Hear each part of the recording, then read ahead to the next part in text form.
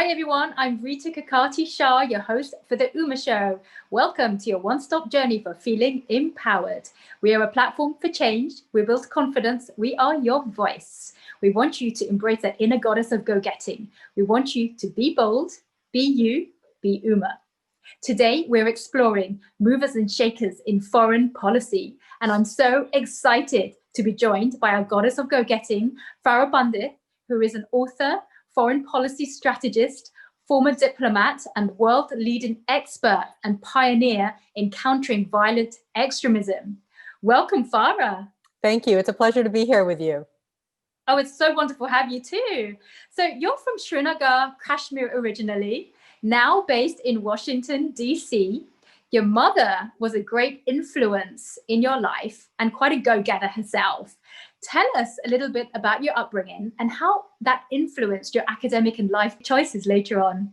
Well, it's a very good place to start because I think a lot happens in the home.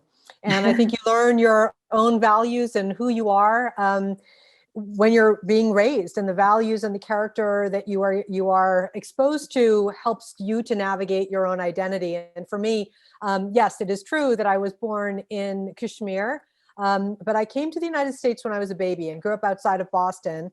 My mom is a pulmonologist. She is retired now, but that's important because I saw my mom as a working mother my whole life. She was a doctor. She ran a hospital.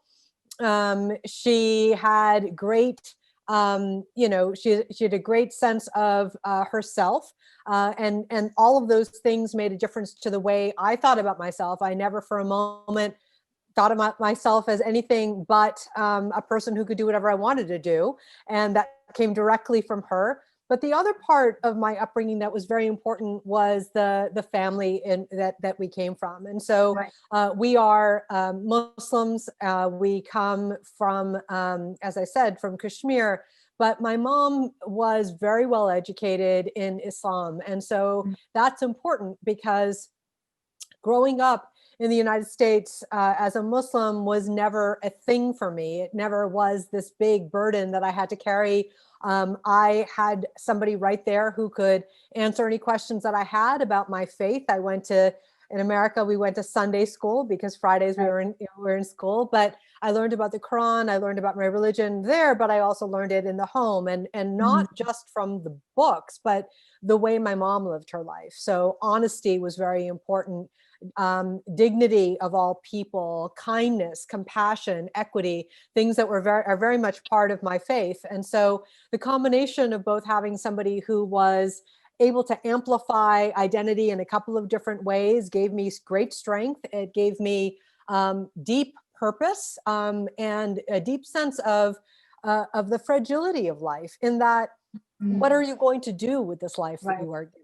It isn't to be wasted. And so those were important pieces of my upbringing. And I think it's right to start right there. Absolutely. And thank you for sharing, because I think to your point, having that strong foundation early on, that self-belief, that understanding, and that real thorough education is really what certainly has instilled your journey as well. You then sort of going into education now, you attended Milton Academy and then Smith College later. And you had rather different experiences at both of those, didn't you? Could you tell us a little bit about that? When I was at Milton, one of the things that I take from that experience was not that, as I said, I grew up not thinking of myself as being different. So it didn't matter to me that, I was the only person around who had my particular heritage base, but it was this idea of giving back. And because so many of the graduates at Milton had contributed to America in really big ways, it was always an expectation in my brain that, to be given such privilege in an education means that you are expected to play it forward, to do something useful with your experience there. And so Milton was very important for me that way.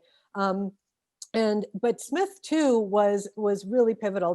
Both places, I will say, I polished my leadership skills and learned about the importance of listening, which I think is an essential quality to anybody who is planning on, working in an environment of diversity. You have to be able to listen, and to listen with care, and to listen with dignity. And as silly as it may sound, when you're in high school or you're in college and you're in leadership positions that are elected positions or, appointed, whatever it is, your job is to represent the community that you're in. And I learned how to do that. I learned how to do that when I was at Milton. I learned how to do that at Smith. And I was very, very active in both campuses.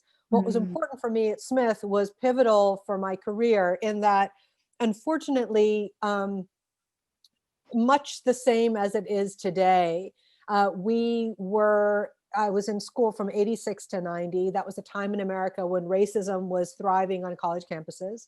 There wasn't a college campus that was immune. There were some horrible things that had happened on the Smith College campus while I was there, but it was sort of a national conversation about race, is the polite way of putting it. What happened at the end of my junior year in college was that a note was left, a vile and disgusting note was left on the door of a woman of color. And I had never seen anything so ugly in my life. I mean, it was just a disgusting note. But what it did was it catalyzed the campus to talk about diversity and inclusion and race and all of the things that we see happening in the aftermath of Black Lives Matter. It isn't that stuff didn't happen before, but there's an event that happens that mobilizes people to get them to talk. Now, why is that important to my career? It's important because it sort of was an exposure for me on my own leadership skills, but it ignited an awareness with me around these issues.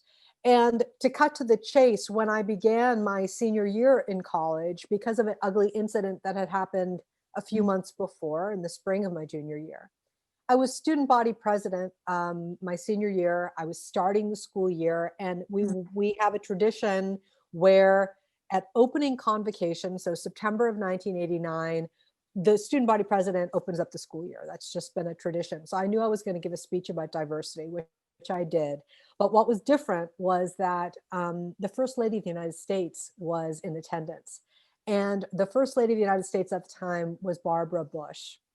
So this is George H.W. Bush's wife. And I got a chance to meet her, but importantly, she was very kind. But importantly, she loved my speech, and the White House called the day after I gave it and said she'd like to use the speech. Is that okay? And of course, I mean, let's remember, this is before Facebook and Google and all of this kind of stuff. So, I faxed the speech to the White House. She started quoting me. I began a correspondence with Barbara Bush my senior year in college. And when I mean a correspondence, I mean, I wrote her letters. She wrote me letters back. And never in the context of any of that. And I think it's important, certainly for those people who are younger listening, this wasn't a question of, are you a Republican? Are you a Democrat? Are you an immigrant? Are you not an immigrant? Those questions never came up. It was, I really liked what you had to say about diversity. I liked what you had to say in that speech. And so when we were going back and forth in the letters, they were very kind. And I wrote her a letter in the spring of my senior year. I had just a few, I think, it was April. I think mine read March, I guess, when I wrote the letter. And this was back in 1989, correct? So this is 1990. This is spring of 1990. I write her a letter and I say, what advice do you have to give to a graduating senior? And Mrs. Bush wrote me a letter back and she said, Farah, I don't know where the jobs are or how to get them, but why don't you come to the White House and meet with me and my chief of staff? Amazing. So in April of 1990, I went to the White House for the first time and I met Mrs. Bush. I met her chief of staff and had a lovely conversation. Many things came out of that. And it's too long a story to tell you here, but the important part is that's how I got my first job. And I worked at the U.S. Agency for International Development in the George H.W. Bush administration. My first job right out of college, because Mrs. Bush was kind enough to move my name forward, and I was very, very lucky to have that entree, obviously. That's amazing. What a story. And talk about being at the right place at the right time, but also being BFFs, so to speak, with the former First Lady Barbara Bush. That is incredible beyond belief. And then you were actually political appointee at the White House as a result of these back and forth letters and these introductions that came about at the White House under President George H.W. Bush, George W. Bush, and then Barack Obama. Tell us a bit about what that was like, that experience. It all sounds like a little bit of a fairy tale. And in many ways, it really was. This is very uncommon. I was very lucky to have this happen. And Mrs. Bush was very kind to me. The reason I came back into government for the George W. Bush administration was because of 9/11. But when our country was attacked, I felt very strongly that that I wanted to serve, I wanted to do something. And it disturbed me greatly, obviously, that some crazy group that I'd never heard of called Al-Qaeda was trying to define my country, America. It was trying to tell people around the world what our country was about, which was wrong. And also tried to define my religion, Islam. And I was furious. And I was like, you know, look, I've just gotten a master's from the Fletcher School of Law and Diplomacy. I studied extremism. I'm an American. I'm a Muslim. Surely there's something I can be doing to be useful to our country after we were attacked. And so I was lucky enough to be able to go back into government. And that happened because, you know, when I was working in the private sector, I went to my boss and I told him what I've just said to you. Like, surely there's something I could do. And the firm that I was working for, I mean, amazing place, Mintz Levin. Both the Democrats and the Republicans in that firm were like, how do we get Farah to Washington? And they catalyzed an effort, which included a letter that went from my boss to the chief of staff of the president, Andy Card. And it said, you know, you need to meet Farah Pandith. She's from Massachusetts, so is Andy Card. She's from Massachusetts, but importantly, she wants to serve. And she worked in the H.W. Bush administration. She doesn't care what she does, but she wants to serve right after we've been attacked. And Secretary Card was so kind. And that's how I came back into government. I went back to USAID. And in you know, when we were in Iraq and Afghanistan, I was chief of staff for the Asian Near East Bureau there. As part of that assignment, I went to Kabul. I was living in Kabul for a couple of months. And when I got back from Kabul, a colleague of mine said, the White House, the National Security Council, is looking at this issue of engagement with Muslims. How can we do a better job? And we haven't done this yet. There's nobody at the NSC who's doing this all day, every day. And we think you'd be great. And would you interview for the job? I knew nobody in the White House. I mean, I had no idea about the National Security Council's, you know, organization. I mean, in terms of what they were doing and what they were thinking about, I had not been working on policy issues around that.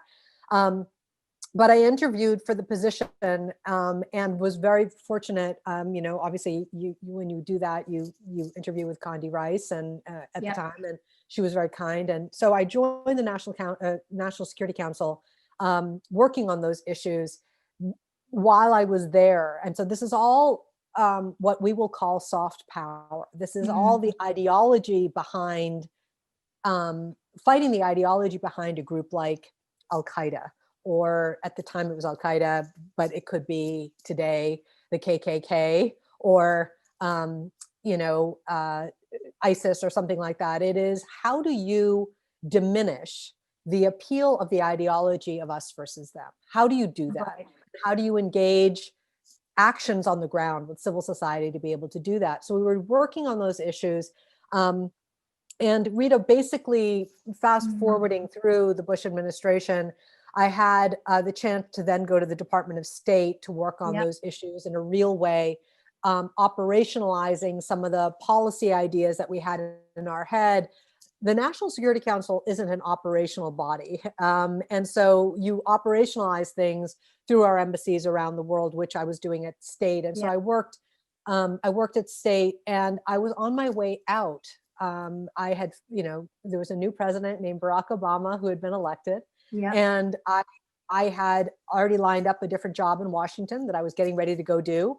I had 2 weeks left at the Department of State, and the new Secretary of State, Hillary Clinton, asked for all of the regional bureaus. So I was in the Europe Bureau. I was working on, at that time, I was thinking about how do we understand the experience of Muslims in Europe. That's what I was doing, and building programs to fight the ideology of us versus them in Europe. So it was very important to me to be doing that. And it was interesting because what Secretary Clinton asked for were for regional briefings for about an hour. So she was going to the Africa Bureau and the Near East Bureau and just getting the high level issues. Yeah. And she was doing that for the Europe Bureau. My boss said to me, Farah, come along. And I was thinking to myself, are you kidding me? We're talking about NATO. We're talking about, Russia. We're talking about deep and real, big geostrategic issues that are first and foremost in the minds. I don't know that the secretary is going to be interested in fighting the appeal of Al-Qaeda and groups like it in Europe. And I went into that meeting and I knew that there was only going to be an hour. That's all she had appointed at that time. So it's January of 2009. And about 45 minutes go by and all my colleagues are talking about all these other issues. And I was just sort of sitting at the table thinking, that's, we're never going to get to Farah, because we're almost done. And Hillary Clinton stopped the meeting at 45 minutes. And she said, I'm going to have a chance to go very deep on all of these issues. But today I want to make sure that everybody that came here today has a chance to speak.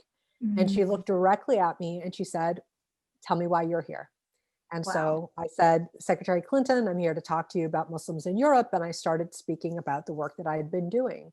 Amazing. And the more that I was talking, she was very engaged. She was, posture was forward looking. She was asking me amazing, important questions. And I was answering questions thinking, wow, she gets it. She understands what's going on. And so as we were talking about this, she says something, which got the whole room laughing. She turned to my boss, who was sitting right next to her, Ambassador Dan Fried, who was the Assistant Secretary for Europe. And she said, you did this in the Bush administration? And everybody started laughing. And I thought, okay, this is really great. And Dan said, when Farah leaves, because I was leaving, and she put her hand on Dan's arm, she pushes him back. She leans forward and she said, where are you going? And I think my heart may have stopped. And I looked at her, it was pin drop silence in the room. And I told her where my new job was going to be. Yeah. And she just looked at me and she said, we will see about that. And I thought to myself, there is no way Hillary Clinton is going to keep me here. I was a political appointee in the H.W. Bush administration, in the George W. Bush administration. Are you kidding me? But that's not what happened, Rita. And I think it's an important story to tell because this was not about politics. Exactly. This was about policy. It was about how to protect our country from the ideology of these crazy groups who were luring young people in to build their armies. And she saw an opportunity for us to scale the kinds of things that we had done. And so what she asked me to do was to take the experience of what I did in Europe and do it around the world. And she created an office for me and a position for me called the Special Representative to Muslim Communities. And so in the Obama administration, that's the work that I did. Incredible. And then you actually went on from doing that under Secretary Hillary Clinton and also John Kerry as well, didn't you? Yes. That's amazing. And so again, being at the right time, at the right place, like being for you, 2 for 2, amazing. And then you've also mentioned that you served on the National Security Council, US Department of State, and the US Agency for International Development in various senior roles. How did you decide upon that transition in your career? Because it now seems like you kind of set in, again, you're back in government again, and now you're kind of coming out again. For me, foreign policy has always been very interesting to me. Yeah. I would tell you that there's no way I could have predicted that I would have been special representative to Muslim communities working on an issue of countering violent extremism. No way. But life happens. We weren't prepared for 9/11. We didn't know that was going to happen. All all of the aftermath of that and the things that we've had to do as a world to deal with these kinds of terrorist groups, we could never have imagined. To answer your question directly, at every turn in my life, it hasn't been one of, and how am I going to get that next big job? It's what's the thing that speaks to me? And secondly, are the people that I'm working with people that I respect? Absolutely. Very, very wise words, because in a lot of ways, what you're saying, it's not just the passion, it's when you're in that situation, what can you do about it? I mean, you could have, you had that suddenly when Secretary Clinton said to you, okay, what would you like to say? That was your open mark to say something. You could have said anything, but you said something that was so key to, okay, how am I going to, this is what I'm doing. This is how I'm going to solve the problem. This is what I've done in the past. This is what I can bring to you. So it was almost like the value had been seen, what your potential is, because that comes through your passion as well. So I absolutely love that. It's not just about, okay, you're given opportunities. What do you do about those opportunities? You are now in that position to do something about it. And, absolutely. And it's very linked to workplace culture, the work that I do at UMA as well, in terms of, what is that passion? How do you pursue your career? But also, do you respect and value the system you're going into? There's so many opportunities out there that it's not always the right fit. And I think it's exactly the same with you. You happen to go into opportunities that were the right fit. You happen to bond and be able to add value and be respected for that work, which I really, really admire about that as well. Now, Farah, you've also served on the Department of Homeland Security's Advisory Council, chairing its task force on countering violent extremism. And you've actually authored the book, How We Win, How Cutting-Edge Entrepreneurs, Political Visionaries, Enlightened Business Leaders, and Social Media Mavens Can Defeat the Extremist Threat. Tell us about how you actually got into countering violent extremism in the first place, and then a little bit about your book. I went to Kashmir. I interviewed militants. I interviewed government people. And it was my firsthand experience understanding extremism. And that's important because obviously that's happening as I'm a graduate student, as I'm thinking about these things. But I did not think for even a minute that I'd be working on that for my career. But I tell you that because it just place it here because it's important. Fast forward to 9/11, all of this happens. I have this background and I'm like, look, there's something I can do. I didn't think my whole life was going to be this, fighting hate and extremism. But it turns out, Rita, that, you don't, as we've talked about, you don't plan these things to happen. I am obviously interested in far more than that issue and subject, but I find that that it is important to be able to take firsthand experience and do something with it. The reason why I wrote the book, when I left government in 2014, I loved my job. I had the best job in government. Being special representative to Muslim communities was fantastic. I was engaging with young people. I was traveling and hearing their stories, raising their agency, connecting them, building networks of like-minded thinkers. It was awesome. I loved it. And I thought I was adding value. It wasn't like I was just sort of flitting around. I felt like we were doing some good and important things, especially when other countries around the world were not focusing on the ideology and were not listening to what Muslims had to say about how to fight the ideology that was foreign to their communities that was coming in. In 2014, I told Secretary Kerry that I had to leave because I felt as though I could do more outside of government than in it, and that I could be more free to talk about the things that I saw. And part of that experience, Rita, was being able to synthesize everything that I had experienced in the Bush and Obama administrations around the ideology of extremism, the good, bad, and ugly. Or another way to say it, the good, bad, and opportunity. So what did we do well? What did we not do well? What did government have to do? What is everything that I was the first person on the ground building these programs. I knew things that a lot of people hadn't seen. I wanted to share it. And so writing this book for me was a commitment. I just could not have walked away from that privilege of being on the ground after 9/11 in government, working on these issues and not tell people what I saw and what I knew had to be done. So I spent, almost 3 years going through excruciating detail of all my notes, everything that I saw in nearly 100 countries, to be able to tell a story that was positive. It wasn't all doom and gloom. Oh my God, we're never going to win, which I was so sick of hearing people tell me that this is something that Muslims would be dealing with for generations.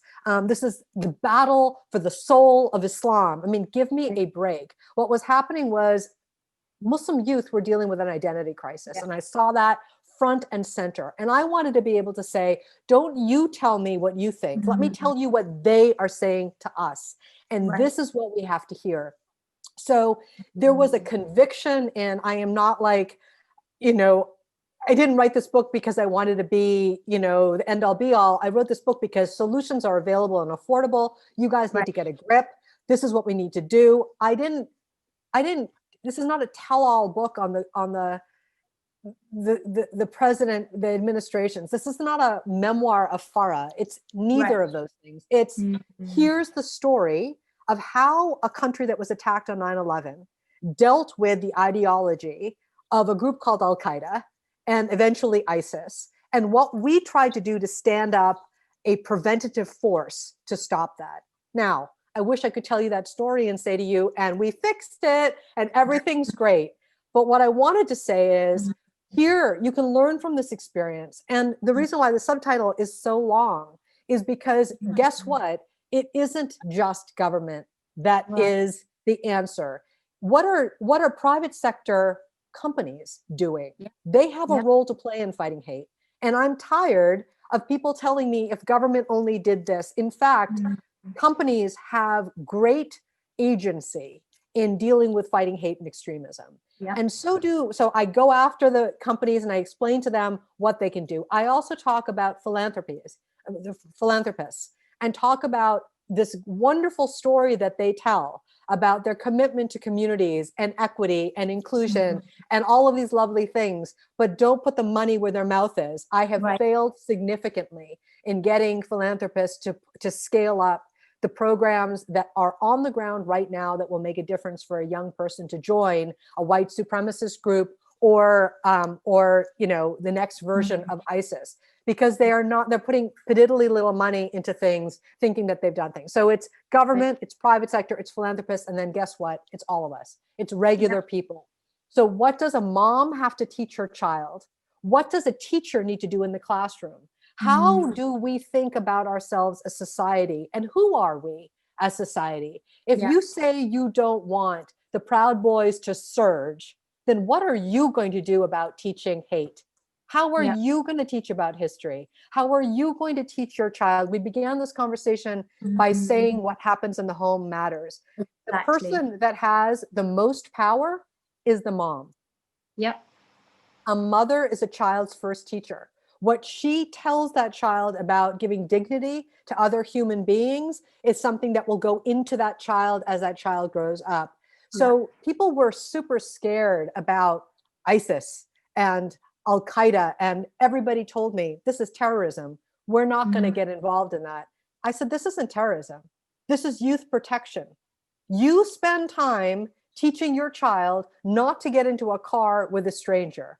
You spend time teaching your child on the internet not to go down a rabbit hole because there are sexual predators out there. And you're telling me that you can't take the time to understand how hate is born, how it thrives, how it blossoms, please. So this book is about solutions. It is an optimistic story. My favorite chapter in the whole book, I don't know if your listeners have read Harry Potter, but my favorite chapter is the last one. It's called Building Dumbledore's Army.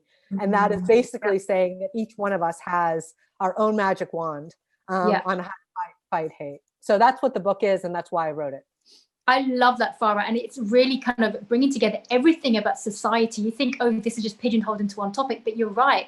This goes into the core of our values, what we teach at home, what we're doing in our everyday lives. So I love that, and I think if anyone hasn't read it, please go out and get that, because it's an incredible book about life, really. Thank you. So now we're pivoting to what you're doing now. And you are currently a senior fellow with the Future of Diplomacy Project at the Belfer Center for Science and International Affairs at the Harvard Kennedy School, as well as an adjunct senior fellow at the Council on Foreign Relations. And recently, you were recognized as the first ever Muhammad Ali Global Peace Laureate. So congratulations for that.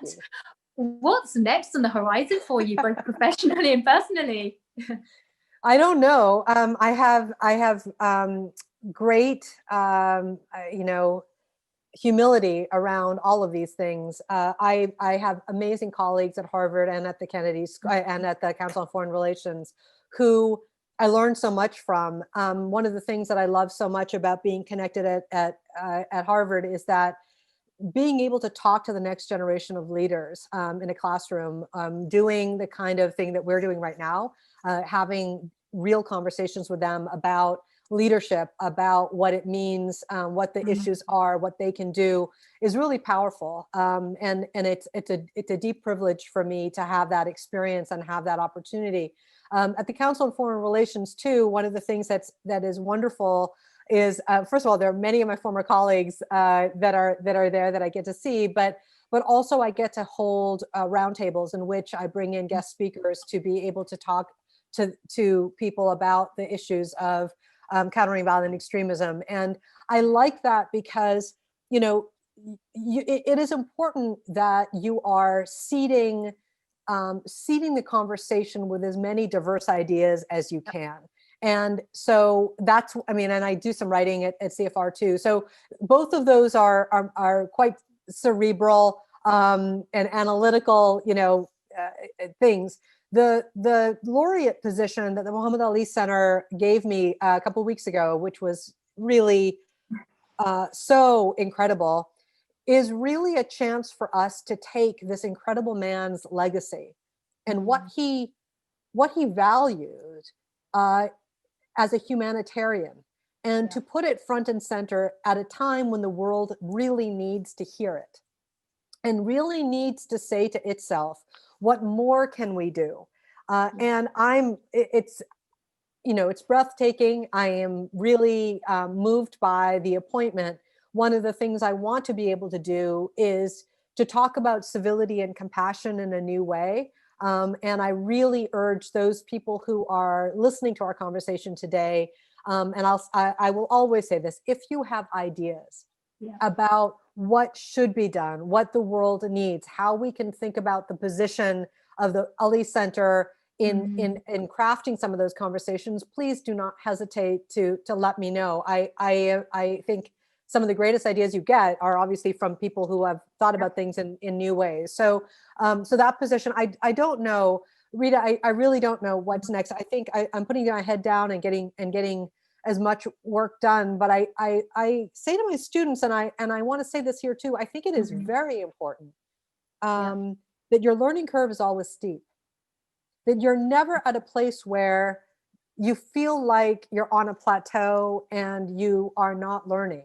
And so whatever happens next in my life, I want to be going up a steep mountain. I want to learn.